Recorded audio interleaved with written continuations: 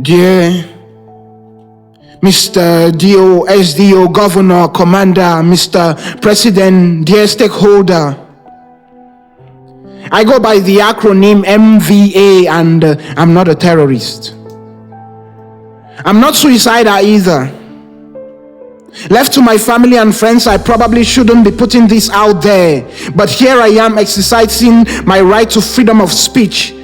I pray some men don't after this exercise their arms on me, cause I was told freedom after speech isn't guaranteed. But hey, would you please listen? I don't want you to just hear me, I want you to listen.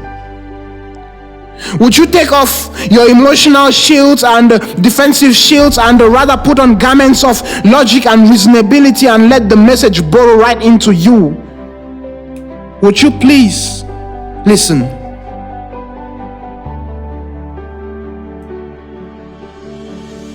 The cities are on fire. They are seemingly upright, but they are crippled. They are seemingly comfortably seated, but are seated on a time bomb. The hardship is tremendous, and as days go by, it only gets worse. I would have thought with passing days and months and years, we should be advancing, but I swear we are rather regressing. Injustice is on the high and rising. Frustration is on the high and rising. Unemployment is on the high and rising. Prices are on the high and rising. Inflation is on the high and rising. Devaluation of our money is on the high and rising. So, of course, crime is on the high and rising. Yes, corruption is on the high and rising. Brain drain is on the high and rising. Hunger is on the high and rising. And embezzlement is on the high and rising. Occultism is on the high and rising. International debts are on the high and rising as salaries are on the low and stagnant or drowning. Educational standards are on the low and drowning. Moral standards are on the low and drowning. Meritocracy is on the low and drowning. Democracy is on the low and drowning. Mr. Minister, this is not a society for dreamers. I must say you have succeeded in building a disaster in the name of an economy. Mr. Minister, the other day we read and saw how your fellow minister set ablaze a room full of money. Isn't that absolute wickedness?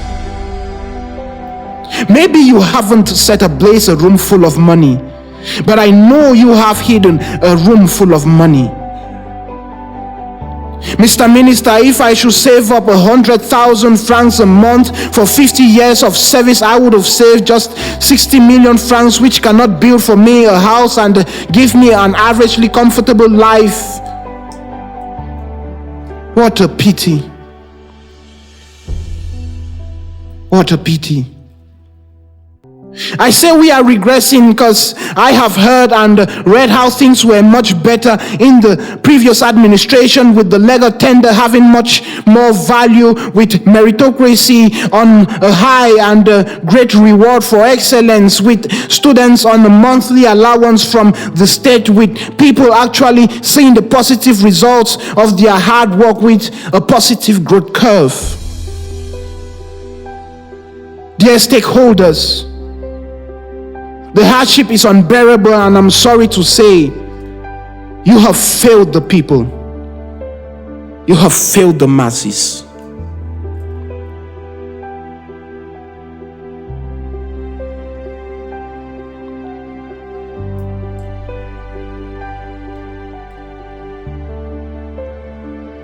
Dear Mr. DO, SDO, Governor, Commander, Delegate, Minister, dear stakeholders, I write to you as a Southern Cameroonian.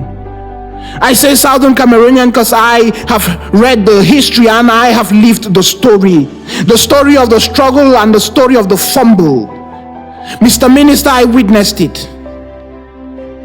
I witnessed the mammoth crowds. Crowds like I've never seen in the history of this nation occupy the streets, from the most enclaved of villages to the most urban of cities, chanting at the top of their voices, enough, chanting songs of freedom. I witnessed a defiant and fearless crowd standing before guns and war machines with peace plans and didn't panic. It made me remember the Soweto students' uprising of 1976. Are we still in those days? I pondered. Our forefathers were just as defiant as we are today. Defiant as they walked out of the Eastern House of Assembly, refusing to settle for less than what they deserved. They offered a gentleman's handshake to the man on the right, but the man on the right seized their rights and didn't treat them right, and so they thought it's high time they left because they couldn't stand being on the left. They diplomatically cried foul play, but the guy on the right said, "Oh no, that's a child's play," silencing them.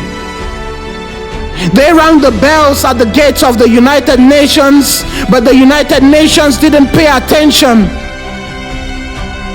Probably why we are here today, because these root causes weren't addressed.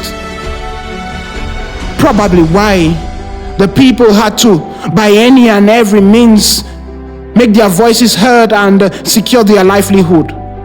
Probably why some people took laws into their hands. Because justice was served at the dinner table, but some people restricted from dining.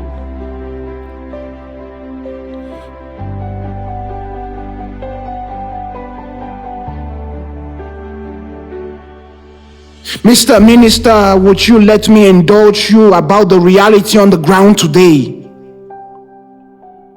Military men are slaughtered almost on a daily basis, fighting a war they probably shouldn't be fighting. And trust me, there is mixed feeling amongst the population as some jubilate while others mourn. Military men are on the field suffering and having a very hard time with no benefits, fighting ghosts as you relax on your office chairs. Some have absconded, some have fallen. Some are hopeful, some are indifferent, some have turned on the innocent civilian population and have carried out atrocious and despicable acts which you want me to recount. Some are sympathizers of the cause. Isn't it true that some even trade with the people they claim to be fighting, as this has become a lucrative business? Isn't it true that the sweeping powers you gave them have caused some to oppress and extort money from individuals?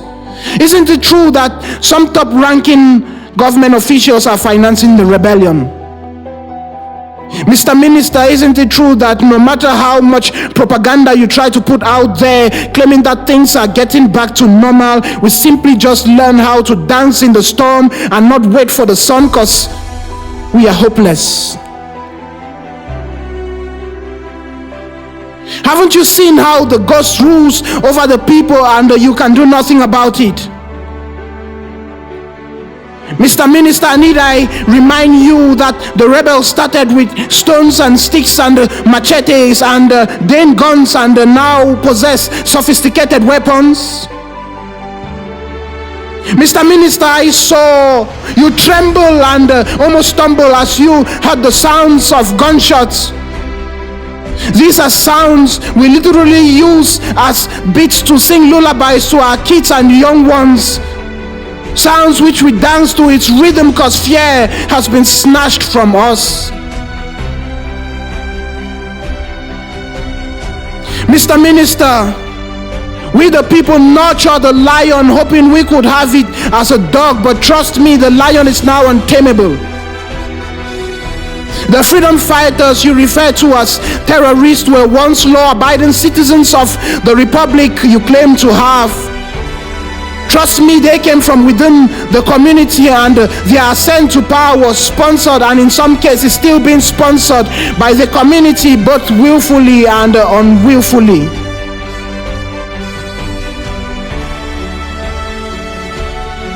So when your forces take down one of them, three may spring up. Because trust me, some part of the community mourns and seeks revenge. Mr. Minister, quite a number of them have excesses and this is just so unbearable to the community. Their atrocious acts is becoming a norm to the society. In some cases, the community members fear for their lives and can't act against the rebels. Some other communities welcome and accommodate them because they believe in the vision that was preached. You of all people should know that one man's terrorist is another man's hero. All terrorists of yesterday are heroes of today, just like Reuben EmmVee-Aei, you well know. So maybe, just maybe tomorrow, history will identify these terrorists to be heroes. Just to note that, Mr. Minister, the grass is suffering more as the elephants clash. As we observe the clash of the titans, we so wish our bodies were made of titanium, because stray bullet, some call it, has snatched the lives of thousands of individuals. Parents keep burying their children picked up by stray bullets with targets. Because I don't understand how you pull the trigger at point blank and call it stray bullet. How do you torture someone to death and call it a mere collateral damage? How do you extort millions and billions from individuals like it's your right? Mr. Minister, my people are suffering, and I speak for the common man when I say life is unbearable living in this area. Children and women are targeted. Schools and churches and hospitals and heritage sites are targeted. Mr. Minister, this is an SOS from the people of Southern Cameroons. I say Southern Cameroons because I believe we would be better off as a people on our own. We would have our culture preserved to the greatest extent. We would thrive as we had begun to thrive in the old days. This is my belief as an individual, but maybe you can convince me otherwise. Will our solution lie in our sovereignty or in a homogeneous unity, or in a heterogeneous unity with the respect of our diversity? The roundtable, I believe, is the platform, and Mr. Minister, you know the actual stakeholders. Why not be the bigger man and engage in the dialogue, or rather negotiations now, than prolong it when it definitely will have to hold? President Trump invited the Taliban to the United States to talk peace. This was after decades of fighting. You too can do same, and early enough. Now is the time. Mr. Minister, I'm not sure if all I've said is me presenting my suicide note, because I don't know if I'll be left to walk the streets tomorrow or be targeted as an enemy.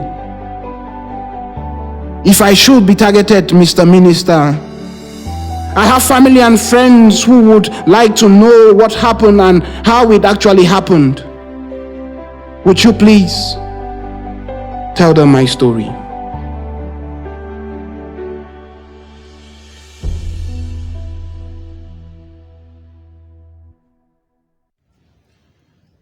Hello guys, greetings to you all, wherever you might be listening from. I say hello to you.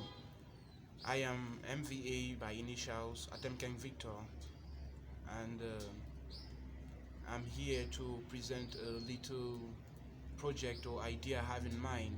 So we are going through a whole lot as of now.